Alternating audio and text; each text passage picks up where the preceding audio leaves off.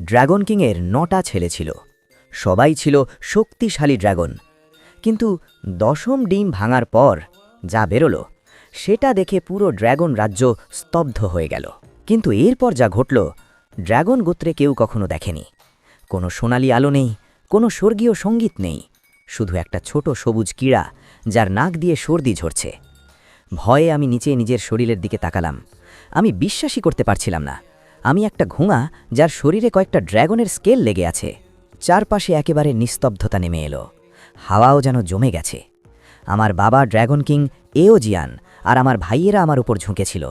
তাদের বিশাল ড্রাগন চোখ, যেগুলো আশা আর গর্বে ভরা ছিল, হঠাৎ এত বড় হয়ে গেল যেন ডিনার প্লেটের মতো চওড়া।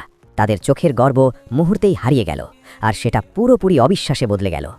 এওজিয়ান রাগে সিংহাসনের হাতল এত জোরে আঘাত করলেন যে খাঁটি সোনার আর্মরেস্ট ধুলো হয়ে গেল। এক মুহূর্তের মধ্যেই তিনি আমার সামনে টেলিপোর্ট হয়ে এলেন। তার ড্রাগন শক্তির চাপ এত ভয়ঙ্কর ছিল যে আমার শরীর প্রায় উড়ে যাচ্ছিল। তিনি গর্জে উঠলেন, আমি আমার পুরো জীবন জ্ঞান দিয়ে রাজত্ব করেছি। আমার বংশ পৃথিবীর সেরা। আমার সাথে এমন ঘৃণ্য জিনিস কিভাবে ঘটতে পারে? এওজিয়ানের কণ্ঠ কাঁপছিল। সেটা ছিল অপমান আর রাগে কাঁপা গলা। চারপাশে থাকা চিংড়ি সৈন্য আর কাঁকড়া জেনারেলরা জোরে হাসি আটকানোর চেষ্টা করছিল। তাদের মুখের সেই অভিব্যক্তি মৃত্যুদণ্ডের থেকেও বেশি কষ্টদায়ক ছিল। আমি আমার সমস্ত শক্তি দিয়ে শরীর নাড়ালাম আর তার একটু কাছে যাওয়ার চেষ্টা করলাম। হঠাৎ তিনি চিৎকার করে উঠলেন, দূরে সরে যাও, আমাকে স্পর্শ করো না। এই জিনিসটাকে এখান থেকে ফেলে দাও, ১০,০০০ পাহাড়ের সবচেয়ে বাইরের ডেথ জোনে। আমি তাকে আর কখনো ড্রাগন প্যালেসে দেখতে চাই না, একবারও না, যতক্ষণ না বাইরে পৃথিবীতে ১০ম মৃত সন্তান জন্মায়।